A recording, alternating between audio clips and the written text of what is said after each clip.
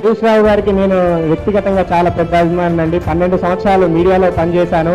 నేను పనిచేస్తున్న కాలంలో నాకు ఫోన్లోకి చేసి హరీష్ రావుని మాట్లాడుతున్నాను రాజేందర్ గారు నేను అని చెప్పేసి నాకు పరిచయం చేసుకొని మరి ఫలానా వార్త మీరు రాయండి, ఇది రాస్తే నేను రివ్యూ చేస్తాను అని కూడా నాకు చాలా సందర్భాల్లో నాకు ఆయన తెలియకపోయినా కూడా ఫోన్ చేసి మరి నాతో అడిగి మరి వార్తలు రాయించుకున్నారు. సార్ గుర్తుందో లేదో నాకు తెలియదు.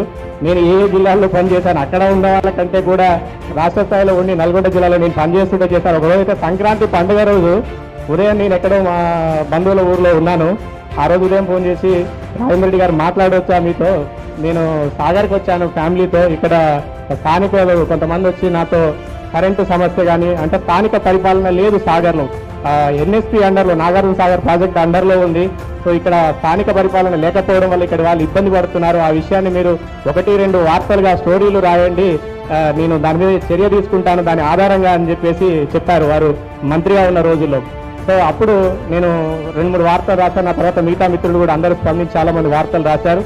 దాన్ని బేస్ చేసుకొని ఈరోజు నాగార్జున సాగర్ ఒక గ్రామ పంచాయతీ కాదు, ఒక మున్సిపాలిటీగా అయ్యింది, స్థానిక పరిపాలన పరిధిలోకి వచ్చింది. సో అలాంటి ఎన్నో విషయాల్లో వారు చాలా అంటే ఒక పట్టుకున్నారు అంటే ఒక పనిని పర్ఫెక్ట్గా పూర్తి చేయడంలో వారు చాలా నిష్ణాతులు. నేనైతే వారికి వ్యక్తిగతంగా అభిమానిని sir. Thank you so much. మీ నుంచి చాలా ఇన్స్పిరేషన్ పొందుతుంటాం. ధన్యవాదాలు మా కార్యక్రమానికి వచ్చేసినందుకు.